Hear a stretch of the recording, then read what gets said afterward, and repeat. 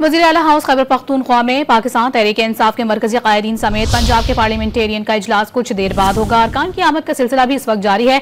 इजलास में 24 नवंबर एहतजाज से मुतालिक लाया अमल तय किया जाएगा। अपने नाज़रीन को बता रहे हैं कि 24 नवंबर को एहतजाज से मुतालिक लाया अमल तय किया जाना है। इसी के पेश नज़र वज़ीर आला हाउस खैबर पख्तूनख्वा में पाकिस्तान तहरीक इंसाफ के मरकजी कायदीन समेत पंजाब के पार्लियामेंटेरियंस का इजलास कुछ देर बाद होगा। अरकान की आमद का सिलसिला जारी है और इस इजलास में 24 नवंबर को जो एहतजाज की कॉल दी गई है पाकिस्तान तहरीक इंसाफ की जानिब से, उससे मुतालिक तफसीली मुशावरत की जाएगी और फिर अगला लाहे अमल जो है वो तय किया जाएगा। मरकजी कायदीन समेत पंजाब से अरकान पार्लियामेंट की आमद का सिलसिला भी इसमें जारी है। अपने नाज़रीन को बता रहे हैं इससे मुतालिक कि वज़ीर आला हाउस खैबर पख्तूनख्वा में पाकिस्तान तहरीक इंसाफ के मरकजी कायदीन समेत पंजाब के पार्लियामेंटेरियंस का ये इजलास कुछ देर बाद होना है और इस इजलास में अपने नाज़रीन को बताएं कि पाकिस्तान तहरीक इंसाफ की जानिब से 24 नवंबर को एहतजाज की जो कॉल दी गई है उस पर तफसीली मुशावरत होनी है और अगला लाया अमल क्या होना है उससे मुतालिक अमल दरामद के हवाले से इस पर तफसीली मुशावरत के बाद फैसला होना है।